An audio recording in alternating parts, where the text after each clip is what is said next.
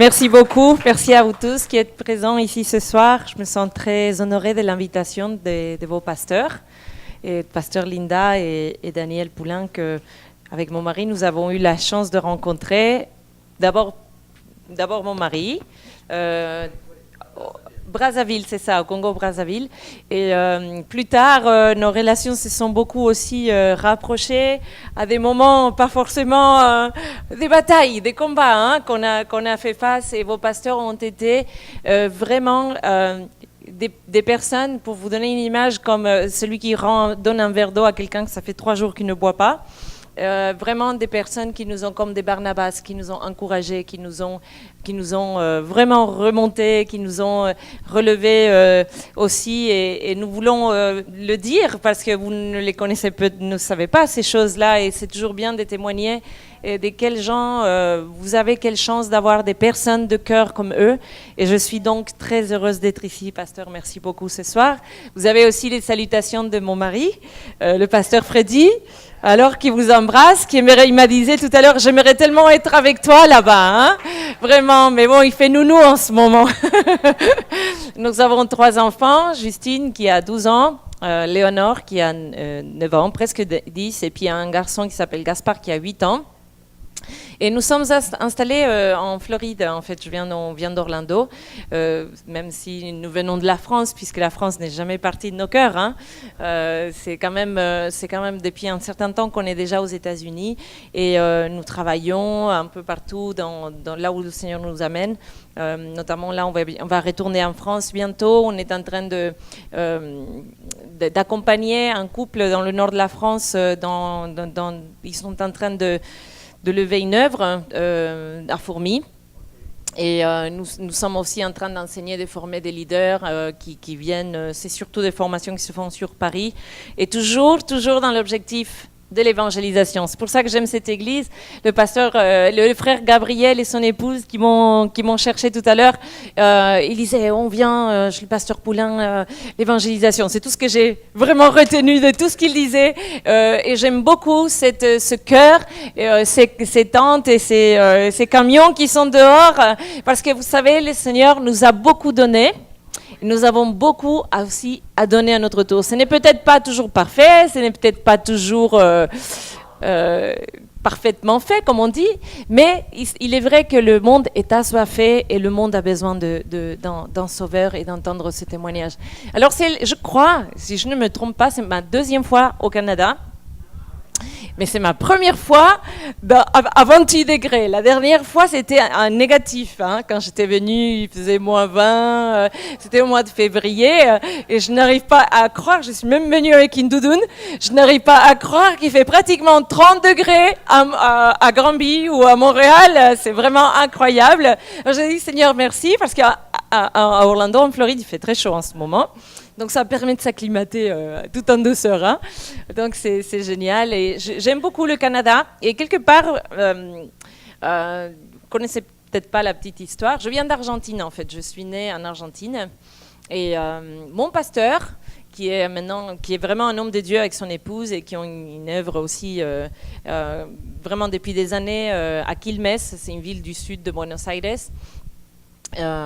Et mon pasteur, quand il a dit oui au Seigneur, qu'ils se sont engagés avec sa femme pour aller dans le service et consacré au ministère à plein temps, ils se sont implantés dans un coin très pauvre de la ville, dans une toute petite église, je crois que même plus petit que ceci, où il y avait un tout petit appartement en haut, et ils ont commencé à servir le Seigneur, et c'était dur, il y avait peu de fruits, et vraiment les cœurs étaient durs, etc. Et puis, du coup, eux, ils n'avaient pas non plus de soutien. Et ô combien de fois je l'ai entendu dire qu'ils ont commencé à recevoir un soutien financier de quelqu'un du Canada qui ne les connaissait pas et qui ne le connaissait pas. Et ça remonte aux années 70. Et j'ai appris aujourd'hui que dans les années 70, ici, il y a eu un grand réveil. Comme quoi, vous voyez, regardez la sémence. Et c'est vraiment important. Ça m'est venu cette histoire. Je dis, je dois le témoigner aux Canadiens. Que mon pasteur était prêt à jeter l'éponge jusqu'à ce que cette personne, qu'il ne va que connaître au ciel un jour, parce que vous voyez, ça remonte à tellement de temps, a commencé à semer dans leur ministère. Et ils étaient tellement pauvres qu'ils devaient réchauffer. Vous savez, chez nous, on prend du maté, je ne sais pas si vous savez ce que c'est. C'est entre autres, c'est une boisson, c'est comme du thé. Et ça, entre autres, c'est un peu en coupe-pain, etc. Mais on ne le prend pas pour ça, c'est parce que c'est dans les habitudes. Et ils étaient tellement pauvres qu'ils étaient obligés de sécher l'herbe. Vous savez que c'est comme du thé, en fait. La sécher au soleil pour pouvoir la réutiliser. Elle n'avait plus de goût. Mais c'était un moyen de rentabiliser un petit peu les provisions. Et vraiment, il témoignait toujours avec un cœur ému de combien le Canada, pour lui, c'est ce pays qui l'a encouragé et vraiment continué dans le ministère. Et suite à ça, il y a eu un grand... Ça remonte aux années 70. Et suite à lui, il a fait partie parmi d'autres pasteurs clés en Argentine qui ont vraiment œuvré en sorte d'un grand réveil. Aujourd'hui, il y a plus de 6 millions d'évangéliques, ça ne compte pas les catholiques, d'évangéliques, 6 millions pour un pays qui fait à peu près 35 millions d'habitants. Amen, hein? Merci Seigneur, alléluia. Alors je raconte ces témoignages qui me viennent parce que je voudrais vous encourager, parce que notre sémence, aussi petite, aussi infime soit-elle, elle peut faire la différence dans toutes les vies que nous touchons. Et je ne sais pas ce que le pasteur a prêché ce matin, mais ça m'a mis un petit peu la puce à l'oreille, ce que j'ai entendu tout à l'heure, parce que le amen ou le ouch, j'espère pas vous donner le deuxième round, comme on dit. Mais j'aimerais juste vous partager, Seigneur, je lisais 2 Samuel, donc je vais rentrer dans les détails plus tard. Et en fait, je priais pour cette soirée qu'on allait avoir, et je méditais la parole, et je lisais, j'ai lu pas mal des passages de la Bible ces dernières semaines, et méditant, Seigneur, que veux-tu que je partage? Et le Seigneur me disait, m'encourager à vous encourager à garder votre cœur plus que toute autre chose, car de lui viennent les sources de la vie. Et notre cœur est la clé, c'est cela que je suis venue vous dire. Nous sommes la clé, mais notre cœur est la clé à l'intérieur de nous. Et Jérémie, le prophète, il disait à propos de notre cœur, l'être humain, un peu en s'exclamant, en disant « Qui le connaîtra ?» Notre cœur est profond, notre cœur est difficile parfois à comprendre, et difficile aussi à cerner, même par nous-mêmes, n'est-ce pas? Nous sommes des fois confus, nous examinons nos motivations en disant « Est-ce que je suis vraiment en train de le faire comme le Seigneur l'attend que je le fasse ?» Et des fois, c'est vraiment difficile de connaître notre propre cœur. Combien plus avons-nous du mal à connaître le cœur de quelqu'un d'autre, n'est-ce pas? Combien plus il est difficile de dire « Ah oui, un tel a fait ceci ou pour cela ». Nous avons tous besoin de l'éclairage du Saint-Esprit et de l'aide du Saint-Esprit afin que le Seigneur nous amène à sonder nos cœurs. Et mon mari a souvent l'habitude de parler de notre cœur en disant qu'il y a toujours un trône, vous savez, c'est l'image d'un trône, c'est celui qui règne dans notre cœur. Il y a toujours un partage entre un David et un Saül. Vous connaissez les rois de l'Ancien Testament. Et en cela, c'est vrai que nous sommes toujours, l'apôtre Paul le dit avec d'autres mots, partagés entre je ne fais pas le bien que je veux et je fais le mal que je ne veux pas, n'est-ce pas? Et ça, c'est en Romains 7. Et donc, nous avons cette tendance et cette partage, cette confusion, ce tiraillement dans nos cœurs de ne pas savoir, par moments, dans des situations souvent difficiles, quand tout va bien, en général tout va bien, mais c'est très rare quand ça arrive, n'est-ce pas? Il faut profiter de ces moments. Mais nous avons parfois du mal à cerner vraiment ce qui se passe ici dans nos cœurs. Sachant que le Seigneur ne nous laisse pas tout seul dans cette incertitude. Il vient et il nous donne le pouvoir de prendre les bonnes décisions, le pouvoir de voir clair dans notre cœur, de voir clair dans les situations que nous devons affronter. Et la Bible dit dans Romains 8, au verset 5, ne le cherchez pas, c'est juste pour le citer, que ce que nous affectionnons, c'est ce que nous devenons. Je le paraphrase un petit peu. Il dit que celui qui affectionne les choses de la chair, il finit par produire le fruit de la chair. Et que celui qui affectionne les choses de l'esprit, il finit par produire les choses de l'esprit. Et tout est là, ici, dans le cœur, parce que l'affection, c'est le cœur. Et je voudrais vous, par exemple, pour vous donner un exemple, mon beau-frère, j'en ai 4 beaux-frères. Mon mari a 4 frères. Et donc, un de mes beaux-frères, il aime beaucoup la moto. Il n'est pas chrétien, mais en tout cas, il a cette passion de la moto. Alors, il y a quelques années, il a commencé vraiment à évoluer à cause de cette affection. Il a d'abord commencé à regarder des motos, et évidemment, il a trouvé que les Harley Davidson, c'était les meilleures motos du monde, ce que je partage un peu quand même. Elles sont très belles. Et puis après, on voyait en lui cette métamorphose. Il s'est tatoué une moto ici, et puis des trucs de motard. Il a changé ses vêtements, il a commencé à mettre des trucs en cuir. Vous savez, les motards, puis ce style de motard qui aime les Harley Davidson, et puis il a des casques aussi, les cheveux un peu longs. Bon, toute la transformation est venue à cause de son affection, de son amour, n'est-ce pas? Donc, tout revient et tout nous rappelle ce cœur. Alors, Saül, dans l'Ancien Testament, était un roi, mais il est devenu le symbole de notre propre volonté, de notre chair, si vous voulez. C'est le symbole de l'homme religieux qui est en nous. Si? Et David, qui est un roi de grâce, d'ailleurs, dans le passage que nous allons lire tout à l'heure, vous allez voir à quel point la grâce du roi David est là. Car il a pris la possession du royaume. Et vous savez, quand les rois de cette époque-là arrivaient au pouvoir, ils tuaient, ils exterminaient la dynastie du roi précédent. Vous saviez, Saül, c'était un benjamite. Et David, c'était de la tribu de Juda. Et en général, on liquidait pour éviter toute division postérieure, toute insurrection dans le royaume, etc. C'est des choses qui arrivaient dans cette période-là. Mais David, il est venu comme un roi de grâce. Il est venu instaurer le pardon. Il est venu mettre la réconciliation et la paix. Il ne s'est pas vengé. Et c'est le Seigneur qui l'a conduit au trône. Et en ceci, il est devenu le symbole de notre être intérieur racheté, qui fonctionne par la grâce, qui fonctionne de l'homme spirituel qui aime et qui cherche Dieu. Vous comprenez cela? Alors, comment on l'applique aujourd'hui? Parce qu'on s'est dit, il y a comme un Saül et comme un David dans notre cœur. Mais en quoi cela nous regarde, nous chrétiens, concrètement aujourd'hui? Eh bien, parfois, quand on devient chrétien, on se met dans des carcans. On rentre dans des traditions ou dans des habitudes. On commence à faire les choses parce que c'est comme ça qu'elles se font. Vous comprenez? Et petit à petit, on laisse notre cœur n'est plus tellement affectionner ces choses, et en cela, nous devenions des chrétiens habitués. Tandis que David, il ne s'est jamais habitué à la présence de Dieu. Il ne s'est jamais habitué à la grâce. Il ne s'est jamais habitué à donner le pardon. Nous voyons dans la vie de David, et c'est passionnant de lire 1, 2 Samuel et les Chroniques, c'est passionnant de voir le nombre de situations et de batailles dans Israël même que David a dû affronter.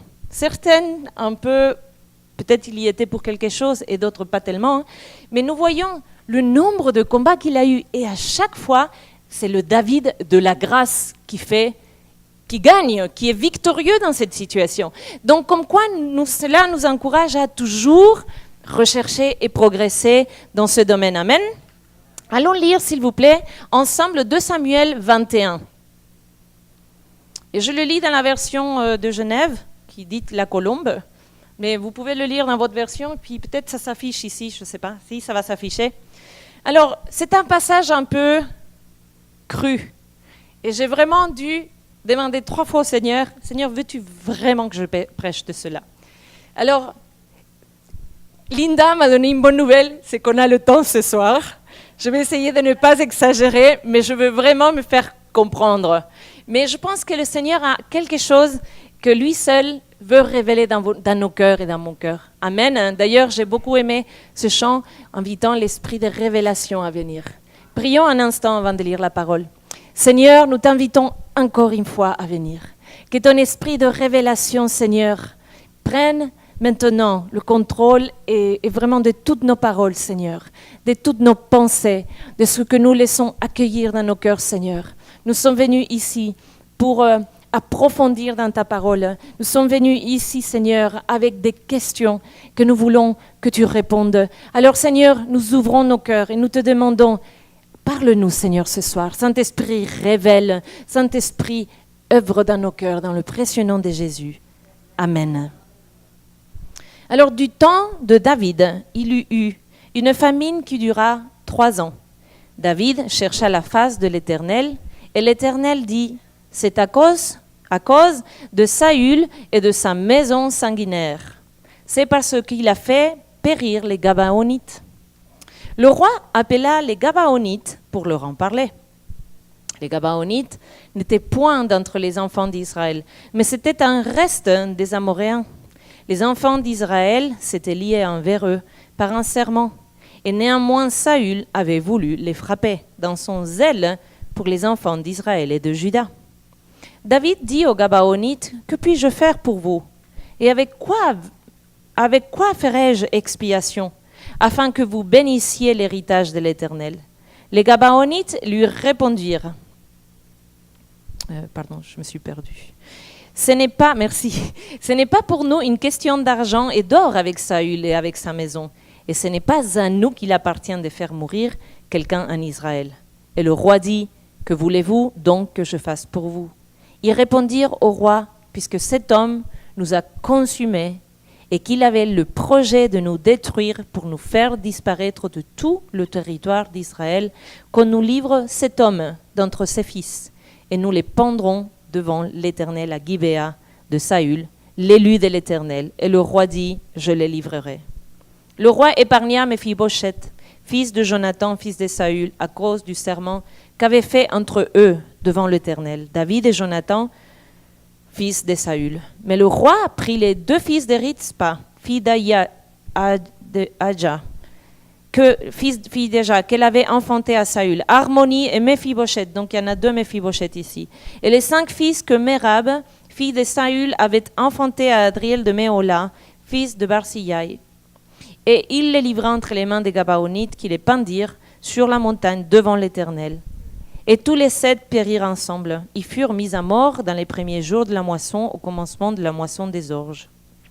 Et donc, si on lit tout le passage jusqu'à la fin, on voit que le roi a enterré après ces corps et que Dieu fut apaisé envers le pays. Il faut mettre ça dans le contexte de l'Ancien Testament, d'accord? Dans le contexte tribal de cela. Donc, à cette époque-là, nous, on va le ramener dans ce que Dieu veut nous parler ce soir à nous, aujourd'hui. Amen. Donc, David et tout le peuple d'Israël étaient en train d'expérimenter un temps de famine.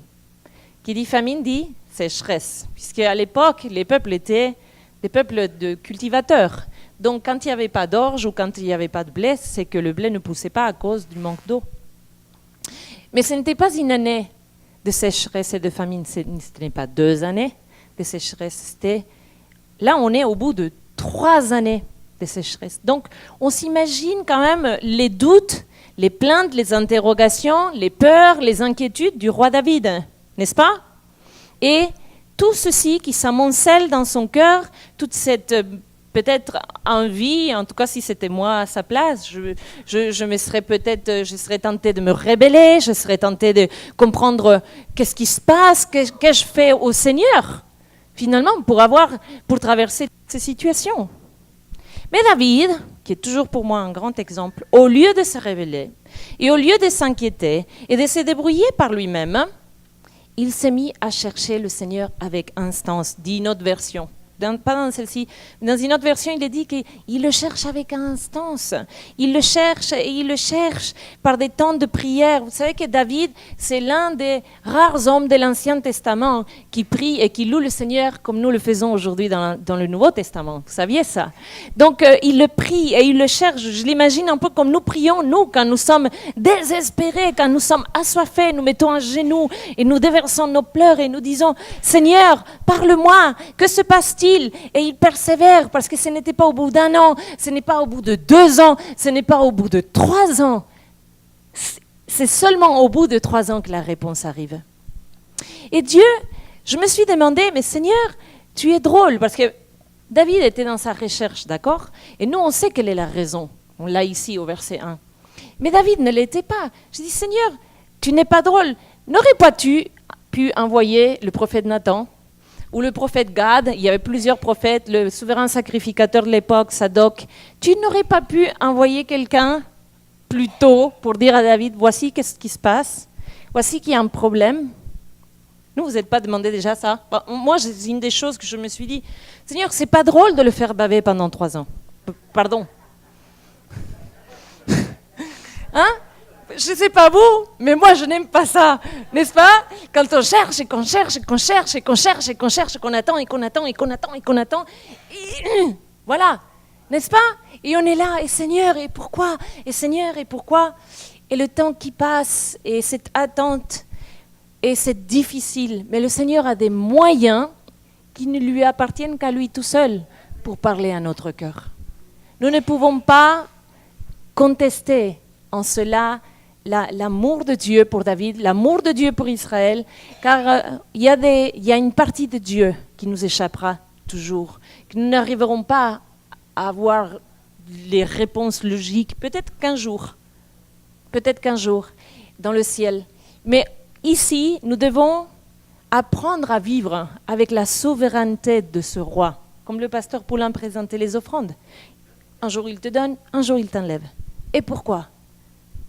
Et on n'a pas toujours les réponses. David, encore, il a eu la réponse. Mais la manière, le chemin que David a dû traverser pour en arriver là, n'a pas été un chemin facile. C'était un temps d'attente, de silence, de souffrance, de solitude, des pertes peut-être, de l'incompréhension, de trahison. Nous ne savons pas tout ce qui s'est passé pendant ces 3 années, mais nous pouvons imaginer un peuple qui n'a pas à manger pendant des années. Qu'est-ce que cela peut devenir?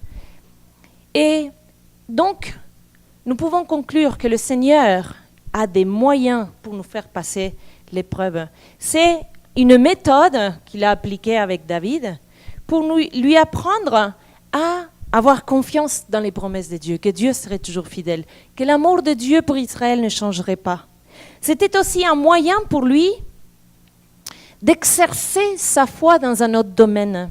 Et en ceci, je veux parler à des personnes qui peut-être sont en train de souffrir en ce moment avec la santé, avec des problèmes de santé. Peut-être que le Seigneur te fait passer par là pour travailler ta foi dans un domaine de ta vie où tu as besoin de progresser. Peut-être que jusqu'à présent, tu n'avais pas vraiment cru en la guérison divine. Ou peut-être que tu le croyais, mais tu ne l'as pas vraiment pratiqué. Tu n'as peut-être jamais osé prier pour quelqu'un qui était malade. Mais en te faisant peut-être passer par des situations où ta santé est mise à l'épreuve, du coup, tu te mets à demander au Seigneur de te guérir. Du coup, tu comprends la personne qui souffre pendant des mois et des années à cause de sa maladie et de cette guérison qui tarde à venir. N'est-ce pas? Celui qui est peut-être en train de passer par des problèmes financiers. Tout d'un coup, le Seigneur va peut-être renouveler sa foi dans le domaine financier pour voir la provision de Dieu. Parce que Dieu, l'un de ses noms, c'est Jéhovah, Jireh. C'est le Dieu qui pourvoit. Ça fait partie de ce diamant à multiples facettes, du nom de la personnalité de Dieu, la provision, la guérison. Aussi, par exemple, il y a des personnes qui peuvent passer par des tests dans le domaine relationnel. Et donc, tout d'un coup, peut-être tu étais genre cette people person qui aime tout le monde et qui aime aider tout le monde et qui n'a jamais vraiment eu des difficultés relationnelles. Et puis tout d'un coup, tu te retrouves oublié de tous et ça te fait souffrir, ou tu as dû changer de ville et puis tu ne connais plus personne et tu passes par des problèmes relationnels, ou même dans le couple, ou dans la famille, ou dans l'église, parce que cela arrive aussi. Mais le Seigneur nous donne la foi pour la réconciliation. Et il nous fait développer une confiance. C'est plus que la foi, c'est la confiance dans les promesses du Seigneur, qu'il est là afin d'accomplir son but. Donc Dieu a ses méthodes aussi pour nous faire passer l'épreuve. Et ça peut être aussi le pardon. Le pardon que nous devons apprendre à donner, mais aussi peut-être à recevoir. Amen, amen. Aussi le Seigneur, il veut développer en nous la compassion et la patience, la maîtrise de soi, la consécration, la sanctification. Alléluia. Mais que peu importe ce que nous vivons dans notre vie, que jamais, jamais, jamais, nous ne décourageons pas de chercher le Seigneur. Je voudrais vous parler d'un témoignage de George Mueller. C'est un Allemand qui a vécu dans le 19e siècle et qui a eu une vie assez religieuse, je peux ainsi dire. Il venait d'une famille assez pieuse pour cette époque-là, mais il n'avait pas vraiment à cette époque-là rencontré le Seigneur, jusqu'à ce qu'un jour il le rencontre. Le Seigneur l'appelle à partir de l'Allemagne et d'aller en Angleterre. Et il va là-bas, il épouse d'ailleurs, il connaît sa femme en Angleterre, à Bristol, et il commence à avoir un fardeau pour les orphelins. C'était une ville assez... il y avait des mines, donc un travail physique. Les enfants se retrouvaient souvent sans papa, puisqu'il y avait beaucoup d'accidents dans les mines, et des travaux quand même qui exigeaient, qui avaient manque de sécurité, etc. Donc il y avait beaucoup d'enfants dans la rue. Et donc le Seigneur commence à lui dire, il faut que tu t'occupes de ces enfants. Et George Mueller il dit, mais je n'ai rien. C'était quand même un homme de Dieu, mais un homme qui n'avait pas de possession. Il dit, comment on va faire? Et le Seigneur il a dit, prends-moi au mot. Moi je vais pourvoir. Et donc il commence à marcher par la foi, et il commence à un moment donné à prier. Parce que lui, sa devise, c'était toujours de présenter ce besoin au Seigneur. Donc il se met à prier et il commence à faire son petit plan de ce qu'il avait besoin pour commencer. Donc il avait mis 7 lits, 10 assiettes. Vous pouvez lire ça. Le livre, je l'ai lu en anglais, c'est Life of Trust, une vie de foi ou une vie de confiance. Je ne sais pas comment il est traduit. Mais c'est incroyable qu'il commence à prier pour ceux qu'il avait besoin. Et pendant des mois, il prépare. Et le Seigneur, il commence à le faire grandir. Il commence par une petite maison. Je vous raconterai un résumé pour que vous voyez le parcours de cet homme. Il commence à ouvrir une maison d'abord louée. Donc il y avait des frais de location, il met quelques enfants dans la maison, il a le personnel, une personne pour s'en occuper, en plus de lui et sa femme, etc. Et petit à petit, les moyens qui commencent à arriver. Et une petite maison avec même pas une dizaine d'enfants, il a fini à avoir des milliers d'enfants à Bristol et dans d'autres villes de l'Angleterre. D'ailleurs, des œuvres qui sont toujours aujourd'hui sur pied, gérées évidemment par des personnes qui ont repris le flambeau, mais c'est des œuvres, des écoles, des formations, à tel point qu'à Bristol, on ne trouvait plus de gamins de la rue. Il n'y en avait plus un seul. Et les enfants que lui, il récupérait étaient tellement bien formés que les miniers, se retrouvaient sans main-d'œuvre. Ils venaient lui dire à George Mueller, il faut que tu t'en ailles d'ici. Il disait, pourquoi? Parce que nous n'avons plus de gens pour travailler dans nos mines, ils sont trop qualifiés, ils vont ailleurs. L'œuvre d'excellence, vraiment, hein? Alléluia. Et vous savez quoi, ce qu'il est arrivé? Il a un tas d'expériences à raconter. Mais je vous en parle que d'une, parce que ça, c'est le beau côté. Ça, ce sont les résultats, les scores, comme on dit. Hein? Il a marqué là, il a marqué là, il a marqué là. Mais le parcours n'a pas été toujours hop, c'est pas toujours été vers le haut. Le parcours, il a eu des hauts et des bas, et des hauts et des bas. Et un de ces témoignages, c'est que dans l'un des orphelinats où il y avait des centaines de gamins, je ne sais pas si 300, 400, 500 enfants, la cuisine était vide. Un jour. Et George Mueller se lève, fait son temps de prière, parce qu'il était allemand, j'étais très discipliné. Donc il lit la Bible, il est avec le Seigneur, etc. Il est temps de faire prendre le petit déjeuner aux enfants. Et les cuisinières viennent le voir et disent « On n'a rien à leur donner ». Et lui, il dit « Rassemblons-nous, allons au réfectoire. On va asseoir les enfants, on va servir les assiettes. » Ils ont dressé les tables, ils ont fait asseoir les enfants à table, etc. Ils se sont mis à prier. « Seigneur, nous te remercions pour ce pain d'aujourd'hui. Merci pour ce petit déjeuner. Merci pour ce que tu pourvois. » Mais Amen. Alléluia. Merci Seigneur. On attend, temps passe un petit peu, puis tout d'un coup, quelqu'un toque à la porte. Et c'était quelqu'un, un laitier, un monsieur qui avait une laiterie, qui dit « J'ai entendu qu'ici, il y a un grand orphelinat. » Oui. Ben écoutez, ma charrette, elle vient de casser, la roue, elle a cassé, et j'ai une baraque pleine de lait. Je ne sais pas quoi faire, elle va se perdre là-dedans. Est-ce que vous la voulez? Et George Mueller qui lui dit, écoutez, on vient de rendre grâce exactement pour ce que nous avons besoin. Alléluia. Donc c'est vraiment une vie de confiance.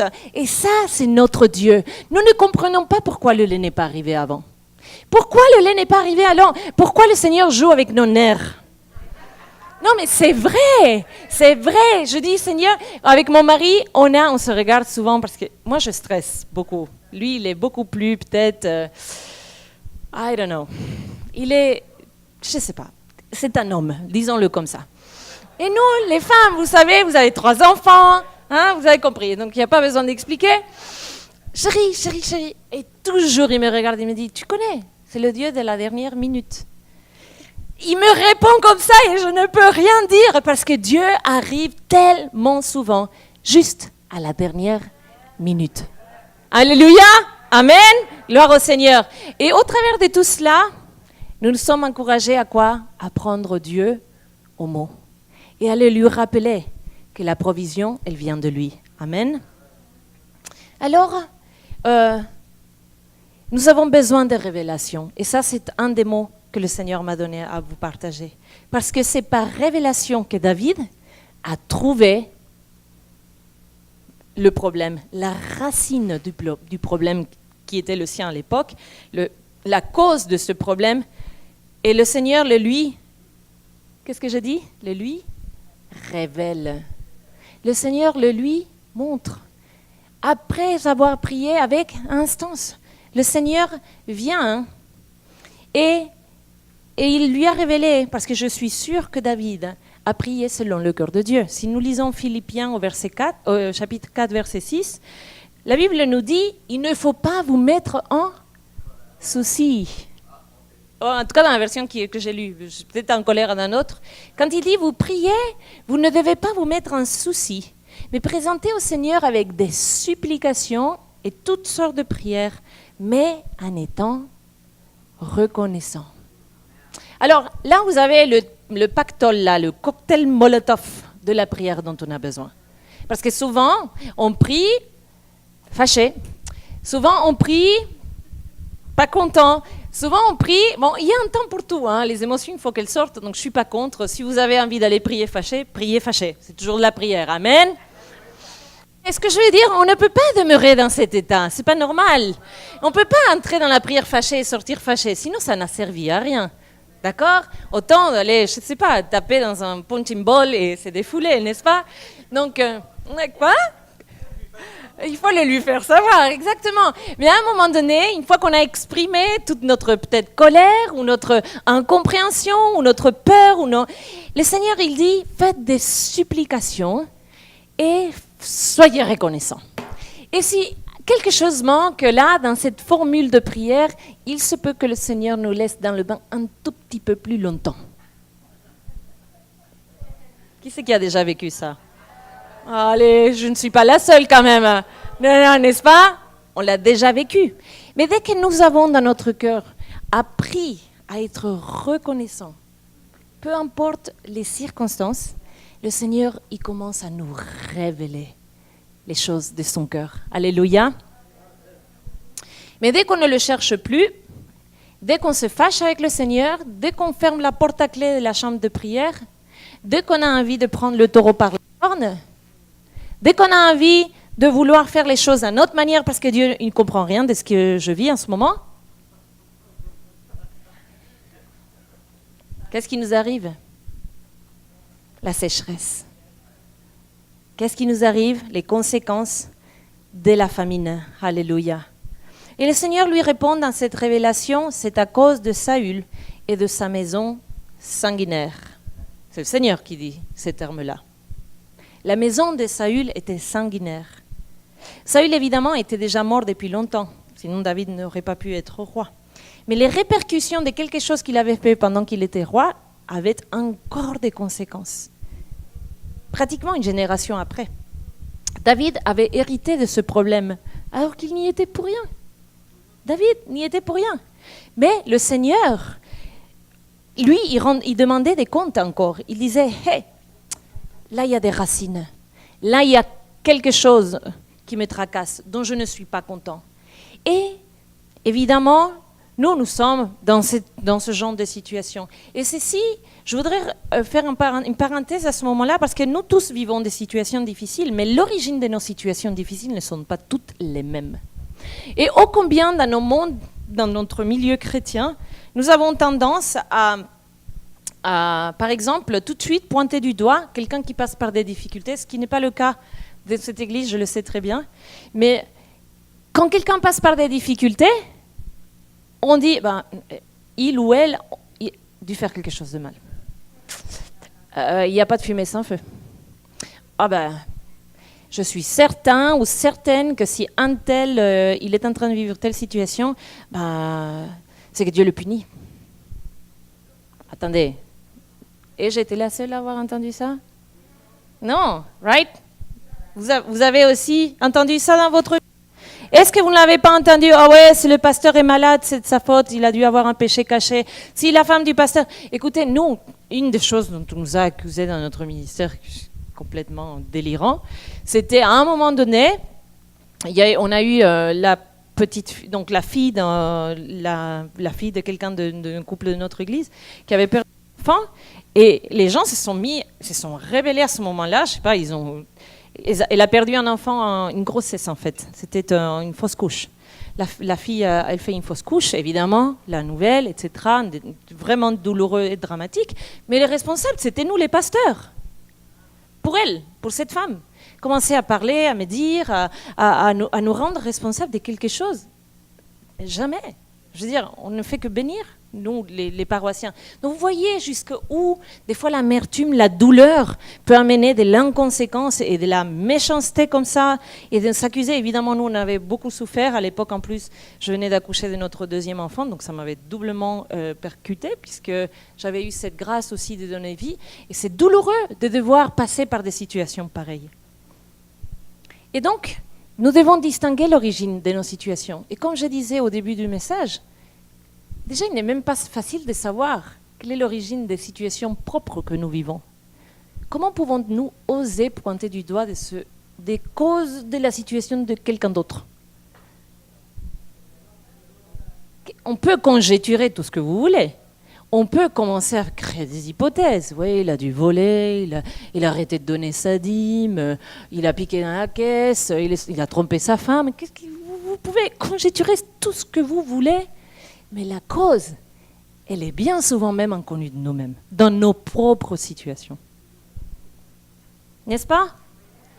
Et ici, on doit apprendre à distinguer deux choses. Il y a ce qu'on appelle dans la Bible l'épreuve, et il y a la conséquence du péché.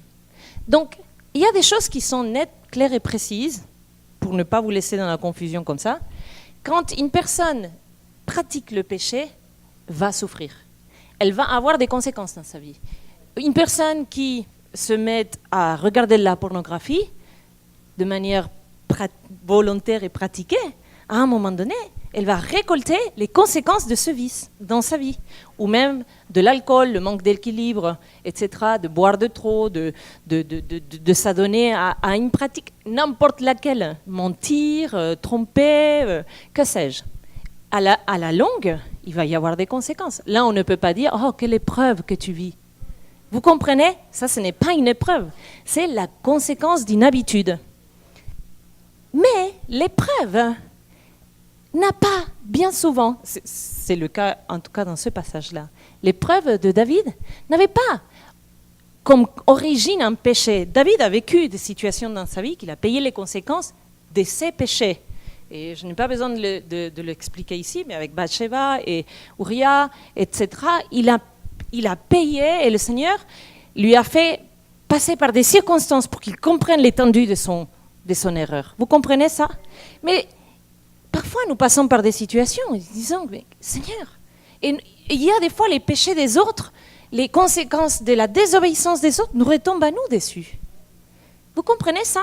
C'est ce qui s'est passé dans le cas de David. Suis-je en train d'être clair? Donc, nos épreuves et nos déserts sont différents des conséquences ou de la souffrance qui est causée par nos propres péchés. Et l'épreuve de notre foi, dans le Nouveau Testament, est en fait. Ce n'est pas une possibilité. Si tu crois en Jésus, ta foi sera éprouvée. Tu vas vivre par des circonstances, tu vas passer des circonstances et vivre des situations dans lesquelles le Seigneur va tester l'authenticité de ta foi. Ce n'est même pas la peine que tu demandes « Seigneur, délivre-moi » à la limite, parce que tu dois accepter que ça fait partie du lot. Il y a la grâce de croire, le pardon de nos péchés, le salut éternel, et il y a l'épreuve pour tester l'authenticité de notre foi. C'est ce qui est écrit, ou la valeur, dans certaines versions c'est écrit la valeur de notre foi. Et le Seigneur nous fait passer par toutes ces situations. Donc on ne sait pas, dans cette question-là, si c'est que David, lui, il a peut-être eu du mal à chercher le Seigneur à cause de cette famine, ou si c'est que Dieu a mis du temps à répondre à David, nous ne le saurons jamais. Mais la situation était vraiment devenue dramatique. Et la cause de tout cela, c'est que Saül avait fait périr les Gabaonites. Et si nous allons voir Josué 9, que je ne vais pas lire, je vais vous raconter l'histoire. Josué était avec le peuple d'Israël en train de sortir du désert. Et ils ont déjà traversé le Jourdain et pris Jéricho.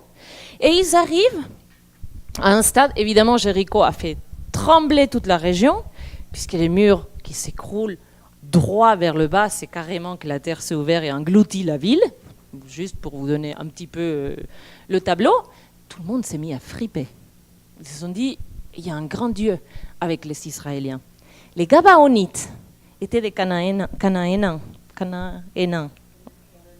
Merci, Cananéens, voilà, je l'ai eu.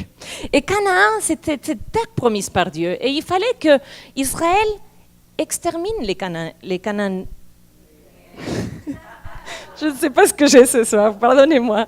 Et alors, les Gabaonites, qu'est-ce qu'ils ont fait par la tricherie? Ils disent qu'ils se sont déguisés avec un sac, avec des habits, des ayons, et ils ont pris du pain rassis. La Bible dit tout ça. Ils ont fait tout un théâtre pour venir voir Josué. Ils ont dit, oh, nous sommes un peuple qui venons de très loin, nous avons parcouru des kilomètres et des kilomètres, nous voulons vous dire que nous ne vous voulons pas de mal, s'il vous plaît, ne nous faites pas de mal. Voilà comment ça se présente. Josué, dit la Bible, n'a pas consulté l'Éternel sur la question. Et il a juste consulté les leaders et ils se sont dit, ok, ils viennent de loin, pas de problème, on ne va pas leur faire de mal. Sauf que, une fois que le serment était signé, ils ont dit, hé les cocos, nous sommes à Gibéa, c'est nous, nos voisins, c'est la prochaine ville. Et ils se sont dit, mais maintenant, nous ne pouvons plus vous détruire, puisque nous venons de faire un serment. Oh Seigneur, qu'est-ce que nous devons faire, etc. Et le Seigneur a dit, hé les gars, vous avez donné votre parole. Vous ne m'avez pas consulté, vous vous êtes mis tout seul dans le problème. Bon, bref. Donc, qu'est-ce qui se passe là? Josué, il est embêté, il a appris une bonne leçon. Pourtant, c'était un leader superbe, mais comme quoi, même quand nous sommes leaders ou pasteurs ou enseignants ou ce que vous voulez, nous apprenons aussi de la vie et de tout ce que nous vivons. Nous ne sommes pas parfaits, ne prétendez pas la perfection chez nous. Mais toujours est-il qu'il est là. Et puis, du coup, il doit vivre avec ça. Et donc, au lieu de les tuer, puisque du coup, ils avaient donné parole de protection, il les intègre petit à petit. À l'époque de David, c'était un peuple bien intégré en Israël, qui avait vécu des générations et des générations, puisqu'avant les rois, il y a eu les juges, etc. Et donc, ils sont dans une période où ils sont pratiquement bien intégrés. Sauf que Saül s'est entêté. On va le voir un petit peu plus tard. Les Gabaonites, donc, ont pris une parole. Ils se sont dit, nous ne voulons pas mourir. Le Dieu d'Israël va nous protéger. Et ils se sont, du coup, Josué plutôt s'est engagé vis-à-vis d'eux, et sa parole a été engagée. Ce qui nous rappelle évidemment que ton oui soit oui, et que ton non soit non, peu importe les conséquences, et peu importe les circonstances. Alléluia. Amen. Donc, ça fait rire, n'est-ce pas? Je peux vous raconter un petit témoignage. Ça, c'est le seul petit témoignage personnel que je pense que je vais vous donner. Vous n'êtes peut-être pas sans savoir que nous avons fait un grand événement à l'époque de la Pentecôte en 2009 à Paris. C'est pourquoi, je veux dire, c'était une succession de Pentecôtes que nous avions fait. Il se fait que celle-ci, nous avons pu obtenir l'autorisation pour la tenir dans ces grands endroits. Et les choses ne se sont pas passées comme ça s'était passé les années précédentes. Et cette année-là, nous avons gardé des dettes, non pas propres, mais de la structure, quoi sont restées. Et évidemment, dans cette organisation, il y avait plusieurs partenaires. Je veux dire, on ne le fait pas tout seul. Mais peut-être les personnes qui ici sont des ministères peuvent comprendre que quand on organise des événements petits, on a besoin de partenaires locaux. Quand on organise des grands événements, il y a une pluralité, une multitude de partenaires. On avait 900 bénévoles pour la Pentecôte, en plus de quelques personnes, évidemment, engagées pratiquement à plein temps pour organiser l'événement. Donc c'est énorme le truc. Donc nous, on arrive là, et évidemment, après, il y a la dette. Puis on s'est dit, qu'est-ce qu'on va faire? Il y a des personnes à payer, des employés, il y a des entreprises, il y a des factures. Vous comprenez un peu la situation. Donc, on s'est dit, nous n'avons qu'une parole. On venait d'aménager dans notre nouvelle maison. On l'avait, ça faisait pratiquement 1 an, peut-être 15 mois qu'on était là. D'ailleurs, il manquait encore plein de trucs à faire, et toujours est-il que... Et nous, on s'est dit, mais nous ne pouvons pas ne pas la mettre en vente. Nous ne pouvons pas. On va la vendre, hein, alors que c'était le fruit de notre travail. Je veux dire, personnel, vous comprenez? On avait travaillé, d'ailleurs on était toujours des malades du travail, on travaillait du lundi au lundi, jour et nuit, vraiment beaucoup, je pense que même beaucoup trop. Et on avait réussi, vraiment, le Seigneur nous avait donné cette possibilité aussi, de construire cette maison. Mais à un moment donné, il s'est dit, Seigneur, on va la donner, permets qu'elle se vende. Et la différence, il y avait évidemment un crédit à rembourser à la banque, la différence, ce sera pour payer ce que possible de la Pentecôte. Malheureusement, nous sommes tombés dans une période de 2009. Je ne sais pas ici comment c'était en 2009, mais en France, en 2009, c'était très compliqué. Il y a eu les subprimes, il y a eu toutes ces... Et la maison avait perdu beaucoup de sa valeur. Et il n'y avait pratiquement pas de mouvement. À l'époque, il y avait très peu de maisons qui se vendaient, le marché était bloqué, les banques ne prêtaient pas. C'était le big mess, hein. C'était un grand problème. Je ne sais pas ici, mais en Europe, en 2008, aux États-Unis, il y a eu beaucoup de gens qui ont perdu leurs biens, etc. En 2009, c'est arrivé, en tout cas en France, de plein fouet. Et nous, on s'est dit, mais Seigneur, nous ne pouvons pas. D'ailleurs, la maison, pour vous dire la vérité, elle est toujours là, elle est gagée, elle est là. Et les choses avancent, on a des avocats, on a des frais. C'est pour ça que Linda disait tout à l'heure, c'est pas fini. Non, c'est pas fini. Nous n'avons pas vraiment réussi à la vendre. Mais pour vous dire que parfois, tenir parole peut vous coûter toute votre vie. Est-ce que vous écoutez ce que je suis en train de vous dire? Ma vie a changé du tout au rien pour tenir parole. Peut-être que tout n'a pas été fait parfaitement. Ne vous inquiétez pas, on a fait le match 2500 fois. Et je crois que je suis courte encore. Des nuits et des jours et des nuits et des jours à refaire le match. De ce qu'aurait pu être mieux fait, de ce qu'on aurait pu améliorer. Tous nos calculs, peut-être, ne servaient à rien. Pourtant, on avait de l'expérience pour en arriver là. On en avait fait des campagnes avant, on en avait fait des événements. Mais vous savez, des fois, le Seigneur, il permet des périodes comme celle-là, juste pour nous éprouver. Ah oui, tu as dit que tu tiendrais parole malgré tout. Voyons voir. Jusqu'où? Et comment puis-je en vouloir, mon cher Seigneur, alors que lui, il a donné sa vie pour moi? Ne serais-je pas prête à lui donner une maison qui lui appartient? Ne serais-je pas prête à lui donner ma vie, mes années, ma jeunesse, mes enfants, mes biens? Amen. Que notre parole soit, mes chers frères et sœurs, le bien le plus précieux que nous avons. Que notre vérité, que nous tenions parole. Je dis que j'allais t'aider, je le fais, coûte que coûte. Je dis que j'allais venir, je viens, coûte que coûte. D'ailleurs, on avait 900 bénévoles, vous savez pourquoi à l'époque? Parce qu'on savait toujours qu'un tiers ne venait pas. Un tiers des bénévoles n'étaient pas là le jour J. On devait avoir 900 bénévoles dans les équipes, mais en fait, on roulait les conventions avec 2 tiers. Le ratio, c'était ça. Et bien souvent, vous savez, des fois, on avait des familles, évidemment, des familles qui prenaient tel secteur, restauration, machin truc, et ils venaient avec des frères, des cousins, pas toujours forcément chrétiens, mais ils venaient aider, parce qu'ils aimaient l'ambiance de la Pentecôte, et ils écoutaient les messages, etc. Ils étaient là, ils aidaient à l'accueil ou dans les restaurants, etc. Et beaucoup se sont convertis d'ailleurs en venant aider à la convention. Vous savez quoi? C'est les non-chrétiens qui faisaient 100%, les non-chrétiens étaient tous là, Et les chrétiens, un coup ils venaient pas. Ce qui crée beaucoup de tensions. Donc il fallait toujours prévoir plus de bénévoles dans les équipes que nécessaire, parce qu'on savait qu'on ne sait pas qui, pour quelle raison, mais il y avait une défection. Vous voyez un peu ? Donc ça, c'est juste une parenthèse. Mais je vous encourage. Et le problème ici, c'est que Saül n'a pas respecté cette parole. Cette parole était faite d'une nation à une nation. C'était comme un contrat ou une union comme l'OTAN, si vous voulez. Quelque chose de vraiment pour toujours. Ces Gabaonites devaient être insérés et respectés et protégés. Mais lui, il a montré du zèle. Voyez là, le zèle de Saül qui n'était pas bien directionné. Le zèle de Saül qui était destructeur. Et j'ai tout un message ici du zèle, mais je crois que je vais me dépêcher et vous le faire peut-être pour une prochaine fois. C'est précieux.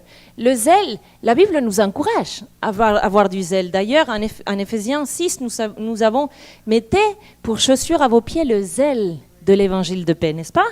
Le zèle est nécessaire dans nos vies. Romains 12 le dit, ayez du zèle et non de la paresse. Et il y a plein de versets qui parlent du zèle. Et dans le cas de Saül, le zèle n'était pas bien intentionné. D'ailleurs, j'ai lu plusieurs commentaires de ce passage-là. Il est même probable, évidemment ils ne peuvent pas certifier à 100%, mais il est même probable que Saül voulait récupérer les terres des Gabaonites pour les répartir entre ses fils. Donc c'était la convoitise qui avait motivé le zèle. C'est le désir de plus. Il a quand même provoqué un génocide dans ce peuple. Ils étaient pratiquement exterminés, n'est-ce pas ? Et le Seigneur, évidemment, venait rendre des comptes. Alors, qu'est-ce qui se passe ici ? David vient voir les Gabaonites. Il les appelle plutôt.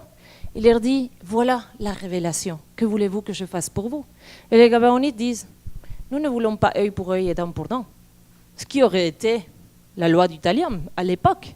C'était, vous nous avez exterminés, on vous extermine. Mais eux, c'est là où on voit le cœur de ces gens-là, qui n'étaient pas forcément israéliens à la base, mais qui se sont intégrés et qui ont respecté le roi David. Ils disent, non, l'œil pour œil, dent pour dent ne nous intéresse pas. Et non plus de compensation financière. Mais ils disent, livre-nous, cette descendante de Saül. La Bible dit fils, mais c'est en fait, bibliquement, c'est des descendants de Saül, de cette maison sanguinaire qui nous ont exterminés, pour qu'ils soient punis de mort. Et c'est là, mes frères et sœurs, où il y a le creux de ce message. Je vais vous raconter une intimité. Quand j'ai vraiment eu à cœur de prêcher sur ce verset-là, le Seigneur, il me parlait pour ma vie d'abord, et pour la vie de mon mari, pour notre famille, quoi. Et dans le verset 1, la Bible dit que du temps de David, il y eut une famine qui dura 3 ans. David chercha la face de l'Éternel, et l'Éternel lui dit, c'est à cause de Saül. Et je dis, chérie, il faut qu'on médite sur ça, je lui ai dit. Regarde, je lui dis, méditons. Et avec mon mari, nous avons l'habitude de méditer beaucoup et de prier ensemble régulièrement. Et il a dit, pas de problème, demain matin, on va lire et on va méditer sur ça. Et c'est comme ça, on s'est mis ensemble. Et on s'est mis à prier, Seigneur, montre-nous, que veut dire ceci pour nous ? Et tout d'un coup, mon mari qui prie comme ça et qui se met à parler de nos racines et des attitudes et des 7 fils de Saül. Et le Seigneur m'a tellement... J'ai pleuré, j'ai dû pleurer, convaincu de cet amour de Dieu qui est là pour enlever nos racines, qui vient pour apporter une révélation, non pas qui condamne, non pas une révélation qui nous tétanise, une révélation qui nous tue. Ouais, tu dois te repentir, parce que tu es mauvais, sinon tu vas en enfer. Dieu n'est pas comme ça. La révélation de Dieu vient toujours accompagnée de son amour. Sinon, ça ne vient pas de Dieu. Attendez, je le dis de nouveau. La révélation de Dieu vient toujours accompagnée de son amour, car sinon, ça ne vient pas de Dieu. Mais alors, parce que Dieu est amour, c'est signé dans sa parole. S'il y a quelqu'un qui vous accuse, ce n'est pas Dieu. Amen. Alléluia. Et donc, le Seigneur nous montrait dans ce temps de prière les choses, les choses pour lesquelles nous pouvions encore dire, Seigneur, il y a encore de l'amertume. Y a-t-il encore, Seigneur, dans ma vie, du ressentiment? Y a-t-il, Seigneur, encore du doute de ton amour? Y a-t-il encore de l'incrédulité? Seigneur, y a-t-il encore quelque chose dans mon cœur? Et nous étions là comme de pleureurs, je dirais, au trône du Seigneur, en train de pleurer, de donner nos vies, de reconsacrer nos vies au Seigneur. Ça a été un temps de prière. De ce temps de prière, vous ne sortez pas les mêmes, vous savez, quand vous entrez vraiment au trône du Seigneur. Et c'est cette parole du Seigneur que je voudrais vous laisser. Car souvent, on a des camemberts dans les armoires. Pas dans le frigo, mais dans les armoires. Là où il n'y a pas de réfrigération, ça ne va pas de mettre les camemberts dans les armoires. Parce qu'après, ils se mettent à sentir mauvais, n'est-ce pas? Et un camembert qui pue, il faut le mettre à la poubelle.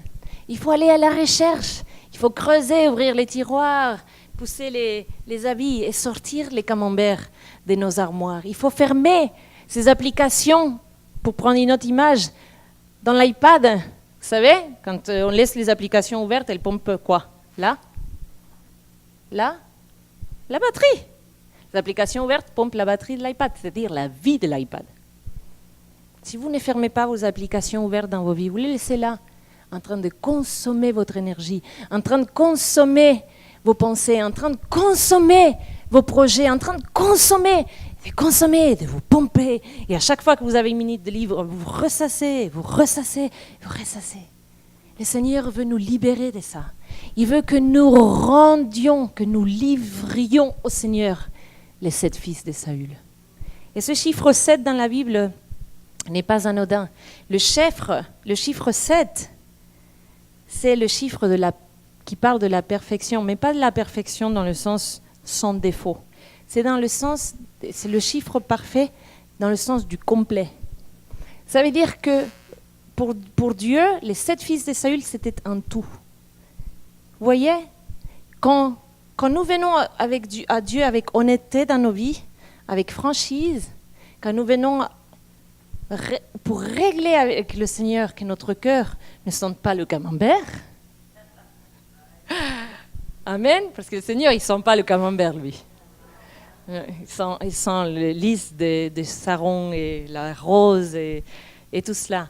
Et donc, quand nous venons vers le Seigneur, nous venons avec un tout et nous lui donnons ce tout à lui.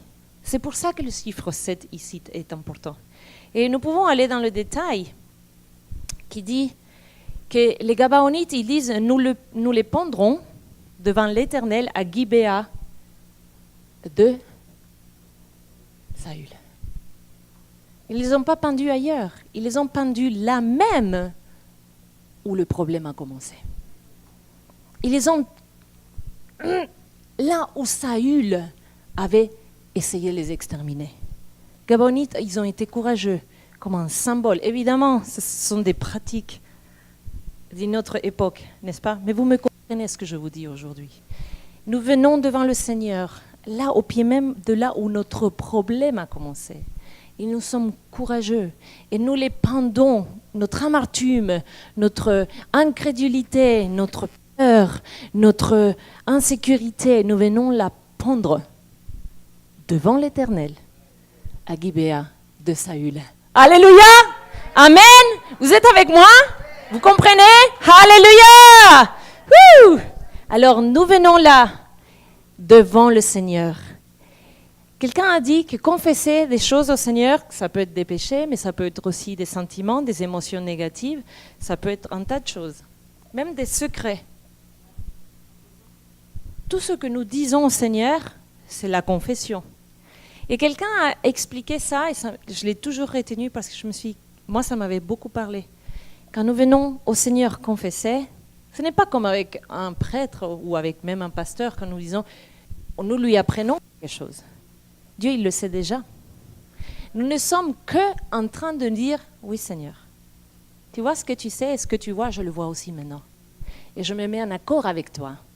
Donc la confession, ce n'est pas une humiliation. C'est juste faire preuve de lucidité.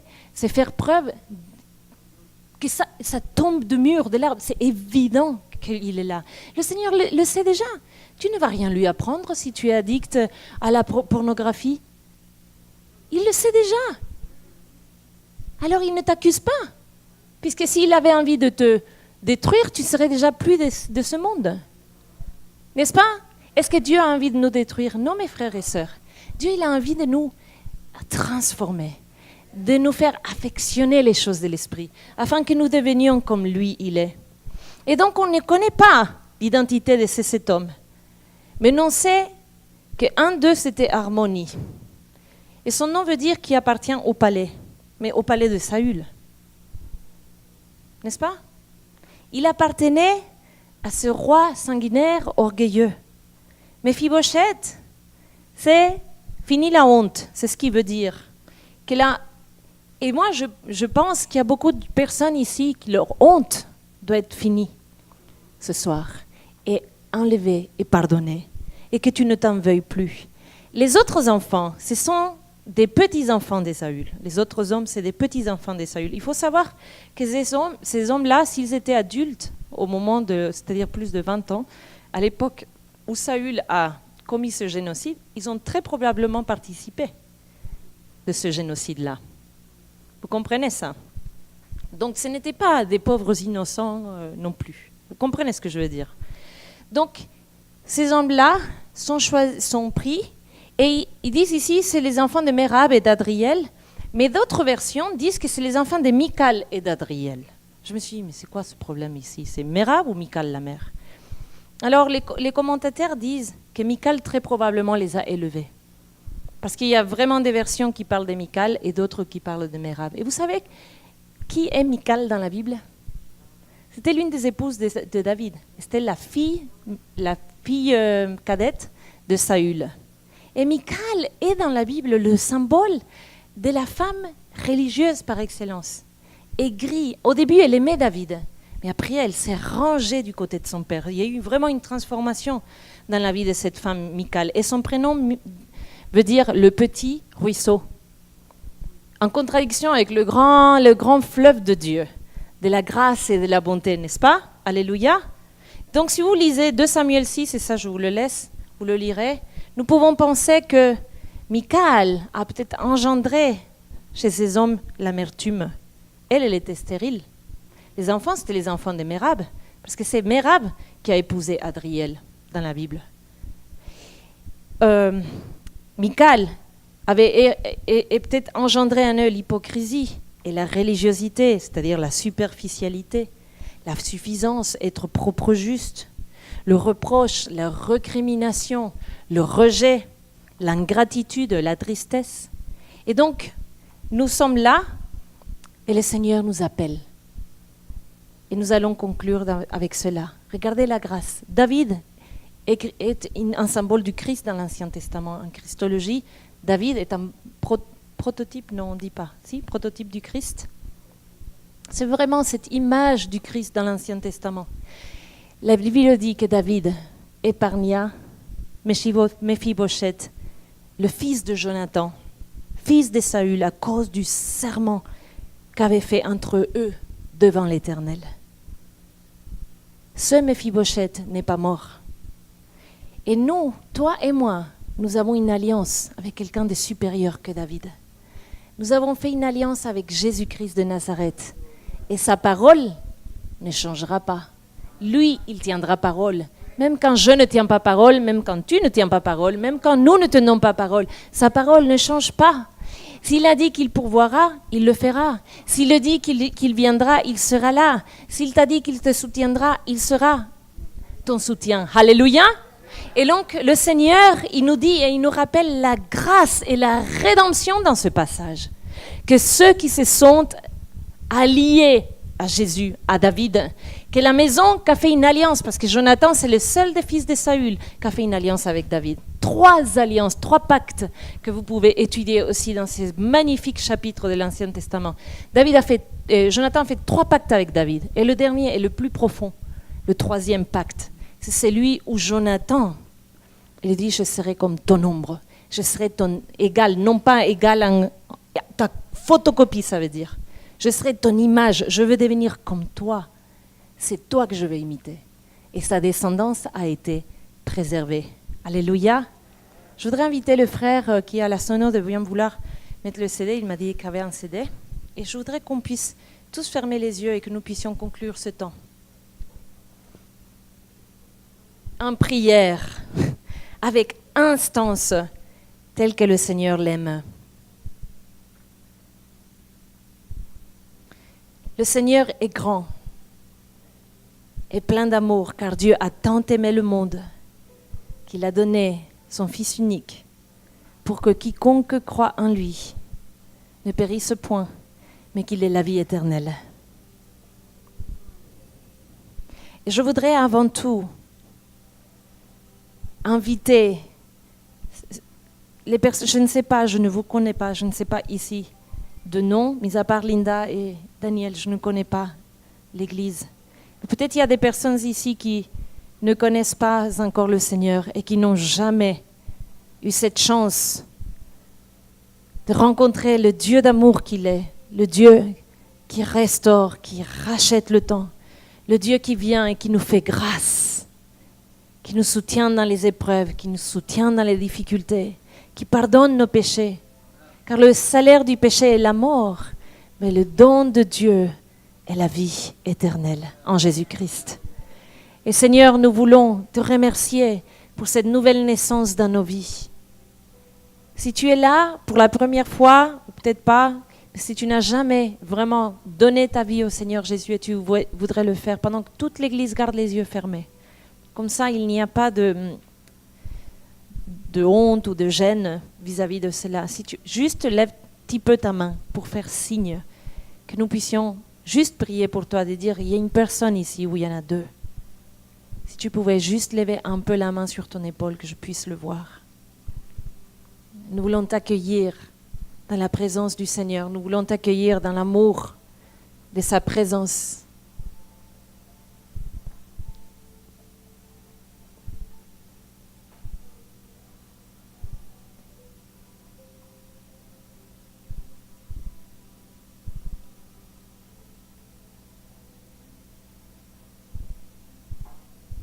Bono, ce chanteur de U2, qui lit la Bible beaucoup, il y en a qui disent qu'il est chrétien, qu'il a donné sa vie au Seigneur.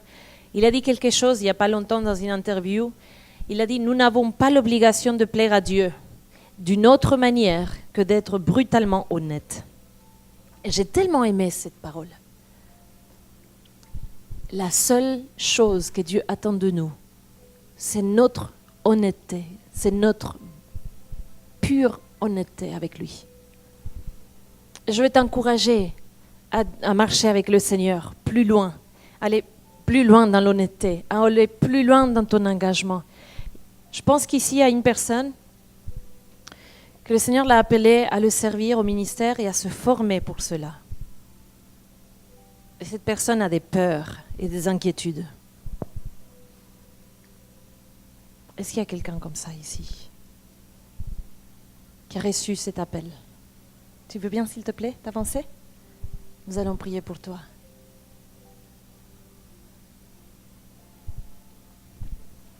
Afin qu'il n'y ait pas de peur. Car le Seigneur qui te dit, qui marchera à tes côtés toujours et qui t'appelle, il sera toujours à tes côtés. C'est à nous d'apprendre à marcher par la foi. Lui, il nous tient la main.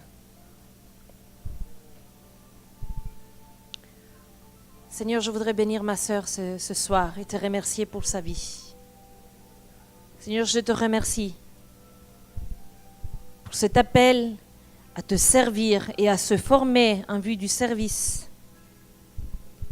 Seigneur, tu viens maintenant confirmer par le feu cet appel, Seigneur, dans le nom de Jésus-Christ. Saint-Esprit, nous t'appelons. Viens la remplir maintenant. Viens remplir, Seigneur, sa vie. Viens remplir son cœur, Seigneur. Et qu'elle puisse, Seigneur, être brutalement honnête avec toi. Alléluia. Maintenant. Seigneur, merci pour la consécration. Merci pour ce pas de foi en avant. Merci, Seigneur, pour cette femme qui vient, Seigneur, ici devant, afin de se consacrer à toi. Utilise-la puissamment, Seigneur. Capacite-la, Seigneur. Remplis-la de dons de ton esprit.